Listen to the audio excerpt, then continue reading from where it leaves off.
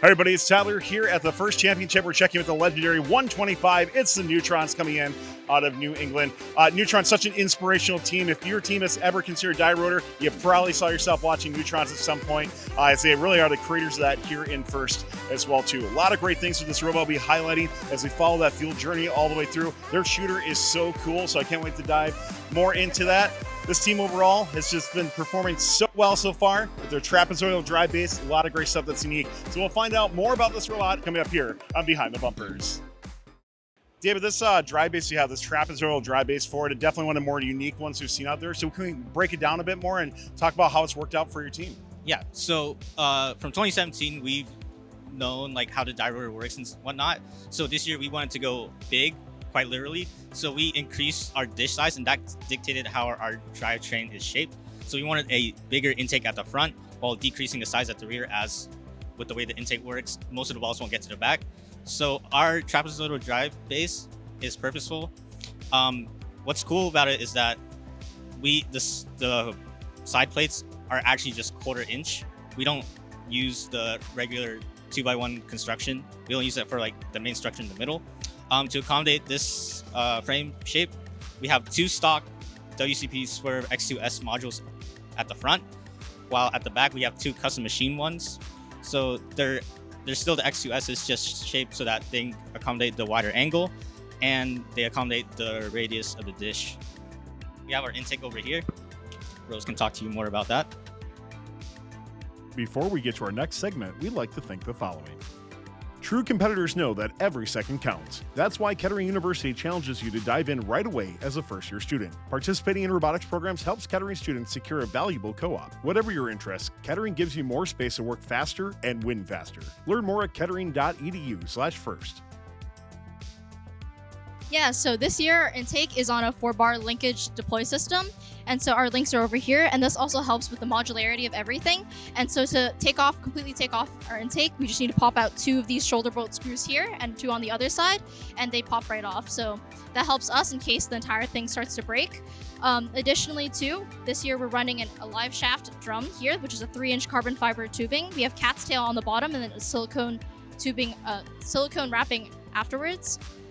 Additionally, here we have a kick bar over here with 3 different standoffs to help maintain the compression all throughout the ball's journey into our robot as well. And then to help the aggressive nature with this game, we built in a stiffener bar so that our driver can run into as many things as he wants and it won't break on him. We also noticed this year too that a lot of teams have started to start under the trench, which gives them a slight edge in auto. And so we carved out a little piece of our intake here so that we can sit under right at the start of the match. And we'll move into the die rotor. Something to ask real quick on your intake, if you don't mind. I mean, your team obviously very robust intake, but you've been so good at ball acquisition throughout the field. What do you think is really attributed to that success overall from just acquiring fuel and so quickly on your robot? Yeah, so I think with a lot of things that we've experimented on, especially is the shaft here. We used to have 2 different rollers, but we noticed the dual roller intake caused a lot of jamming. And to sort of simplify it, we went down to 1 set of shaft, and we had 3-inch wheels, compressible wheels before, but we ended up changing it for champs this year to a drum roller, which we noticed has helped a lot with it since it has less dead spots and it's just continuous contact with the ball. Before we get to our next segment, we'd like to thank the following. Osh Cut is the premier metal cutting service for first teams. No minimum order, options for same-day turnaround, 3D tube laser cutting, and with nearly 500 variations of metal in stock and ready to cut. Just upload a file and claim your 50% off discount when you scan the QR code or go to funroboticsnetwork.com/OSHCUT. Let's bring David back in and talk about some of the journey once again of that fuel. This die rotor obviously been super impressive. It's always like one of the most fun things to watch, I think, in rebuild for sure. But walk me through just how you're doing all your indexing, and of course with the shooter as well too, especially having like a centrally located shooter and just some of the challenges might be in regards to packaging all this together. I'd love to hear more about that. Yeah, I got you. So coming from the intake, the fuel will go into our hopper. Our hopper is actually mounted on our bumpers this year, so we have a lot of extra weight for that. Our hopper will then allow the fuel to drop into our die rotor. So this dish for our die rotor is actually 11 balls, which is a step up from the regular 9 or 8 balls you would get if you were to make it normally. We did this to help increase our BPS count. So what's cool about this year's die rotor is that it's fully coaxial. We have one motor connected to a 90-degree gearbox that controls the actual spin of the hook, while we have a central motor that just sticks right up through the middle that controls our actual rollers as well, or the feed rollers. We changed the design a little bit, so instead of just horizontal rollers and one set of vertical rollers, we double stack the wheels at the front, and we actually have two sets of vertical rollers. So we have one at the front and one at the back. This helps alleviate the dead zone in the middle. So normally you would have one wheel stuck in there, but because these wheels give it so much velocity, any balls that are in there, it'll clear right out and lead into our shooter. So starting with our shooter, one of the main design choices we made this year was to go with the turret. That was the only way we could use a die rotor. So our turret has about 425 degrees of freedom. So to power it, we have one X44 at the back, and we also have a second encoder to do some absolute positioning, make it easier to zero at the start of a match. The powertrain, it goes from a belt to a pinion gear to an idler onto our main turret gear, which is just an 1/8-inch plate. To power our actual shooter, we have a 3 X44 shooter right here. So we originally had 2, but we found that it wasn't enough to get those corner shots in or to do some like really far feeding. So we added a third motor, and we're able to get some far field shots in to help feed our line zone from the other lines. Our shooter has a 3-inch wheel at the front, geared 1-to-1 to all of the other 3 motors, and we have a 1-inch top roller at the top that help reduce some backspin. And we also have a set of feed wheels in the middle as well to help get the ball up to speed as it exits the shooter. And we also have a hood as well. So the hood that sticks out. What's really cool about this is that our entire turret is near the bottom of the trench, so our tire chute has to duck down as it goes under, but it's really compact, it's really sleek. It allows us to get super high capacity volume of fuel for a robot. And I know we're going to talk about the software in just a little bit as well too. A couple things I want to ask you, David, on this is that so many teams have taken inspiration from NUTRONs and the die rotor, that sort of thing. But when your team first started the season, did you just look back at the 2017 robot and say, hey, we're going to use this as our key inspiration? Or what were some of the impetus between kind of coming up with this overall design that you have? Yeah, it was definitely like one of the first things we looked at. At the start of the season, we looked at 2 different like archetypes, whether we want a turret or a dumper robot. We definitely decided on a turret mainly for its flexibility to shoot on the move, shoot while being defended, and pick up while shooting as well. So that was kind of the mindset we had as we entered the season. And then the other thing I want to ask you too is that we've seen and we've also competed against many different archetypes of robots. We've seen some teams go away from the die rotor, right, and choose a dumper or even not turret at all, that sort of thing. Why has NUTRONs continued with the die rotor? How has it been so, it's obviously been very successful for you, but were there any thoughts of going to something else during the season? There may have been thoughts, but they weren't really apparent. So one of the key ideas that we have is flexibility, especially in 23, where you had to maneuver around, change how you played the game as different teams did or played aggressively or defensively and things like that. So having the option to be able to adapt to your teammates and adapt to your opponents was definitely a big thing that we wanted to do in order to hopefully get to the top.